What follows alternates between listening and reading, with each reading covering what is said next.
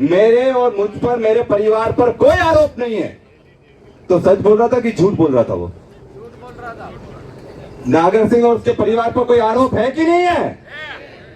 अरे इतने सारे आरोप हैं कि लंबी लिस्ट बन जाए।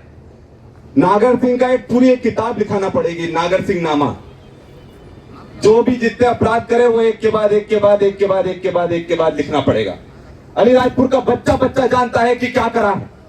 मैं तो एक किस्से की बात करूंगा, वो किस्सा आप सबको पता होगा और आपको पता होना भी चाहिए कि 1999 में हमारा सिद्धेश्वर राजवाड़ा हनुमान मंदिर पर क्या घटना हुई थी। उस दिन सिद्धेश्वर राजवाड़ा हनुमान मंदिर में 4 लोगों को मौत के घाट उतारा गया था।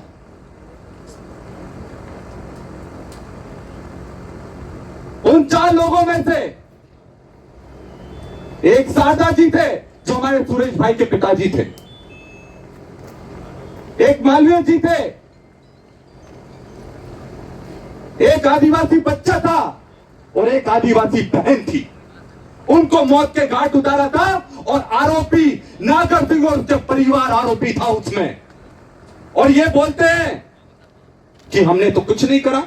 अरे मैं पूछता हूं, हनुमान मंदिर में जो मारकाट मचा सकता है, जो राम के भक्तों का नहीं हुआ, राम का क्या होगा?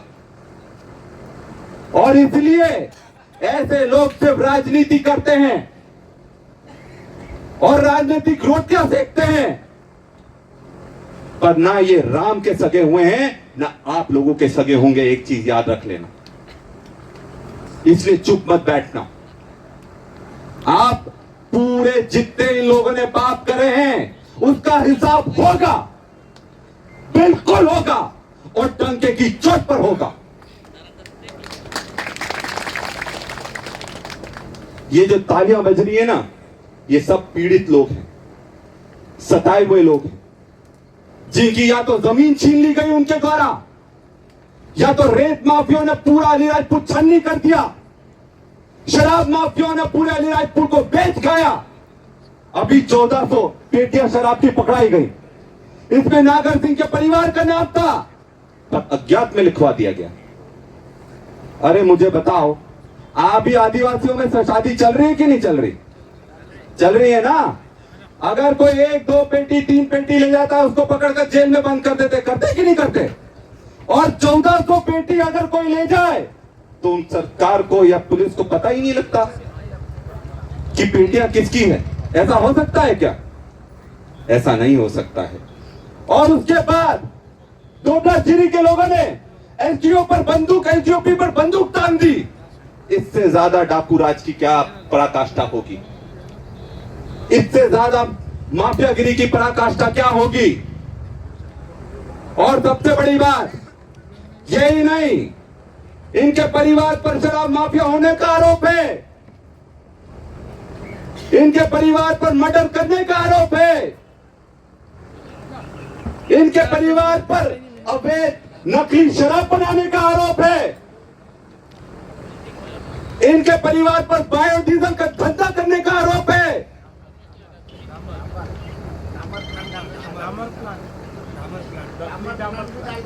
नकली डामर प्लांट भी डाल रखा है। तो क्या क्या नकली करा है अब तो वो पता लगेगा, जनता बताएगी कितना नकलीपना है और कितना इन्होंने गलत करा, ये जनता जवाब मांगेगी। मुकेश पटेल सबसे मजबूत व्यक्ति जो अलीराजपुर विधानसभा में था,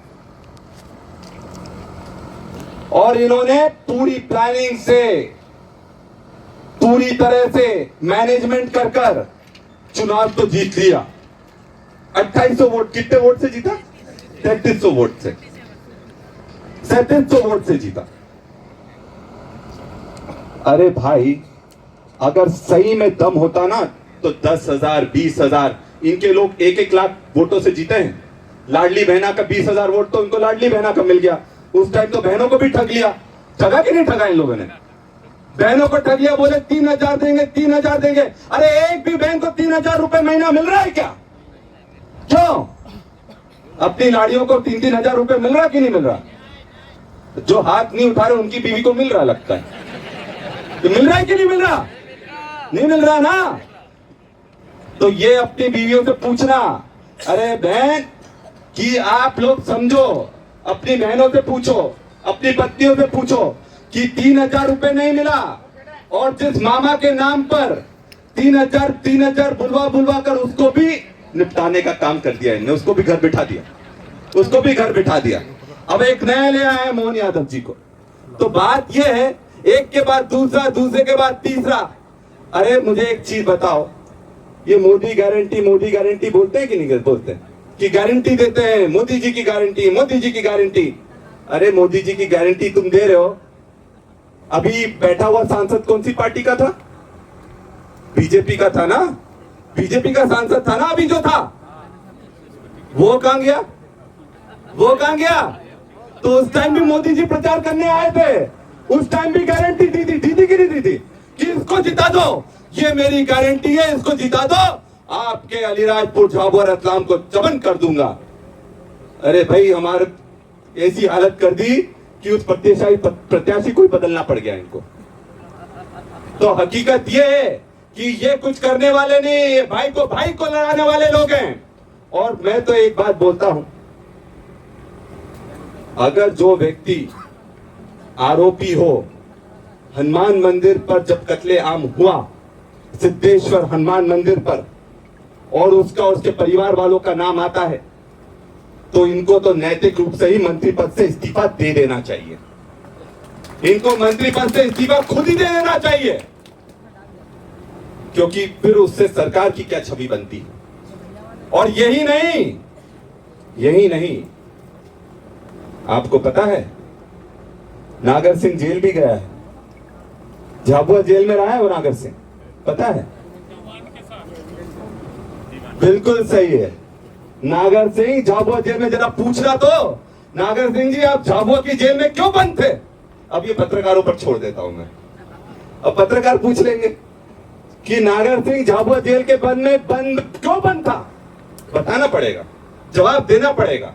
और पत्रकार साथियों, मैं आपको सलाम करता हूं, जो पत्रकार सत्य को अभी भी दिखा रहे हैं उनको सलाम, क्योंकि कहीं ना कहीं ऐसे पत्रकार स्वतंत्रता सेनानी से कम नहीं है, जो सत्य की लड़ाई लड़ रहे हैं।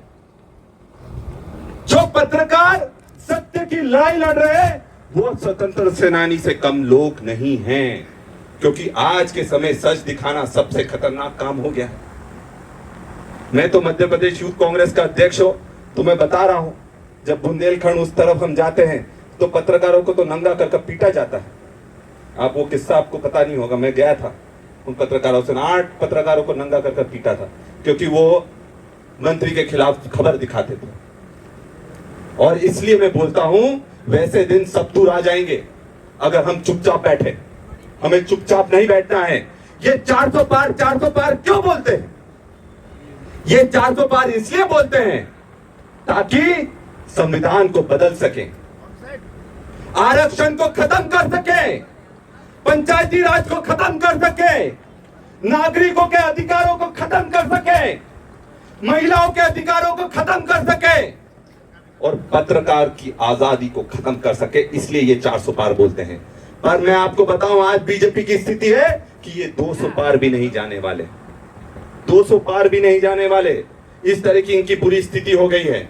और इसलिए आप सब कमर कस लो, ये चुनाव में पूरी ताकत से डंके की चोट पर हमें अलीराजपुर विधानसभा से जीतना है, जोबट विधानसभा से जीतना है, और इस लोकसभा में कांग्रेस का झंडा गाड़ना है।